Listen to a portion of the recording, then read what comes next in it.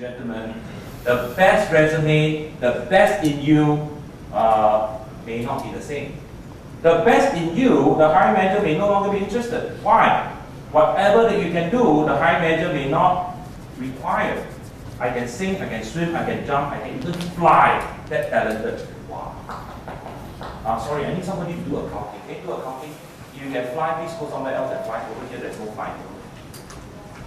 Hiring managers are no longer interested in the best in you. The best in you may not be able to do their job. Ladies and gentlemen, today there are a lot more employees than jobs available. And because of that, hiring managers are not interested in the best in you. What they are interested in is how good are you in your ability to do their job. And so the key in today's job hunt is you need to be very focused. Focus on what the hiring manager wants, not what you are willing to tell them. What you are willing to tell them may be a waste of your time and their time. I can sing, I can swim, I can jump, I can fly. But I need an accountant. So what if you can fly? Go somewhere else and fly. The best in you may not be what they are looking for. The best resume that they are looking for is one that can do their job the best. So the key in writing a good resume is to understand what is the hiring manager looking for. If you don't understand what the hiring manager is looking for, you are wasting your time and the hiring manager's time. A typical job out there today can advertise in the newspaper, and a hiring manager can receive anywhere from 2 to 5,000 candidates. 2 to 5,000 candidates. The stack of paper will go from the floor up. Ladies and gentlemen, why should a hiring manager read your resume? And to begin with any mind, you think about three things. Where is the job? What is the job that you're targeting? Which means that for every resume that you're writing, you will have to customize. Because for every job that you're applying for, you may have different requirements. Even if it is the same job title, a slightly different company may have a different set of requirements. Many of you know Asian firms versus European firms, European firms versus American firms have got very different style of management and therefore very different requirements. Of course, I'm not asking you to rewrite your whole resume from the first word to the last word, but you may have to customize 1 or 2 or 3 of the pointers. That's what we're talking about. What job do you apply? What company is this? And lastly, what industry does it belong? You want to be a manager in a semicon versus being a manager in Singapore Airlines Aviation versus being a manager in a bank. Very different sets of requirements. Even all three of them say that you are a manager. So, different job, different company, different industry, different.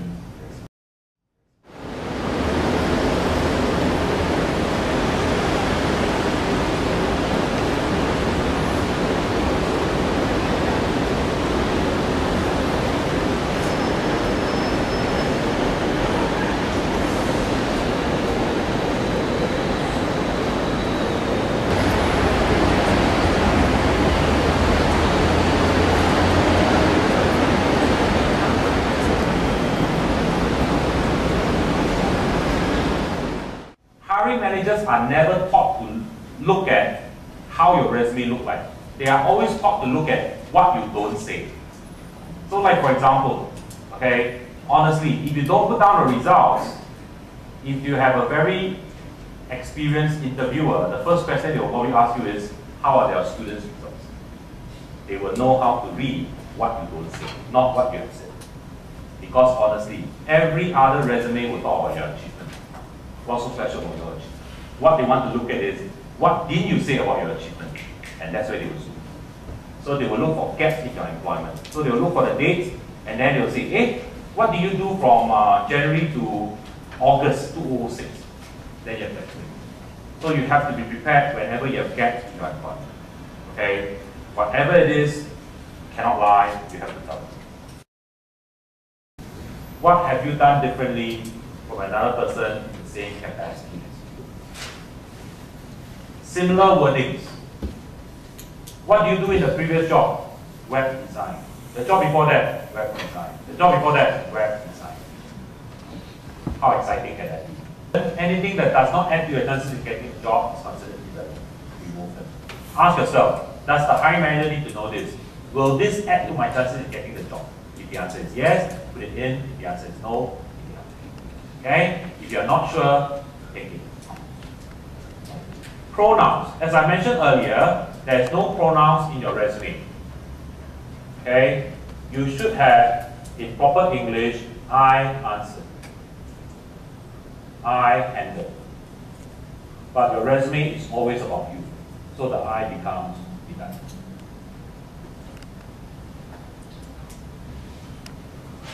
Okay? Clear?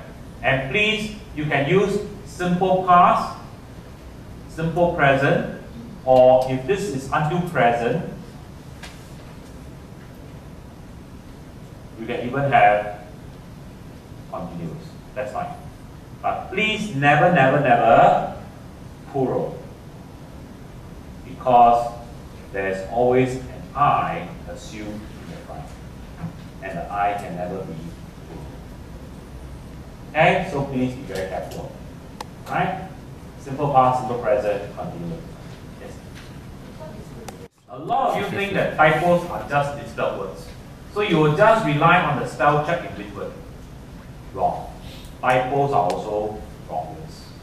Let me give you an example. Let's say in your cover letter, you write, I look, oh, you see, Microsoft so clever, red line, I look forward to coming down next week to meet.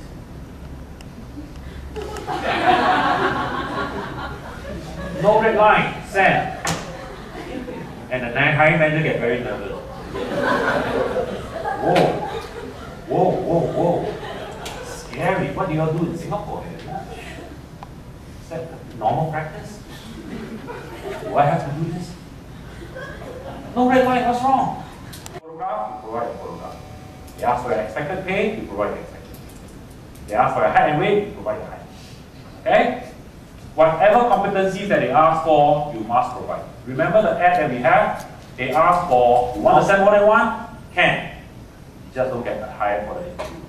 Just don't get invited for the interview. You must send only a one page. Okay? Which means that you have very little space. Huh? After the address, after everything else, you have very little space left. That's why cover letter is really more of a summary of what the resume is. Okay? It must be signed unless sent electronically. Please don't be lazy and at the bottom of your letter you type, this is a computer generated letter, no signature required. Unless you are sending out like thousands of cover letters, which I don't know why you do that, don't do it. You must sign. In business, respect is important. In Asia, respect is important. Signing is a respect. No signature, no respect, I will not. But if you are sending across by soft copy, what I would advise you then is to combine your cover letter and resume as one document, one attachment. In the body of the email, all you need to do is tell them, attach my cover letter and resume, I'm applying for whatever job. So one sentence. There are some jobs that will tell you, copy the cover letter into the body of the email, then you have no choice. Otherwise, don't have to do that. Okay? And every week you should only send out 2 to 5 resumes. Anything more, I think you'll overwhelm. So only 2 to 5 resumes. Okay? If it's all good, next week you already have 5 interviews, 1 a day, you're already overwhelmed. Okay? So please don't send out the resumes.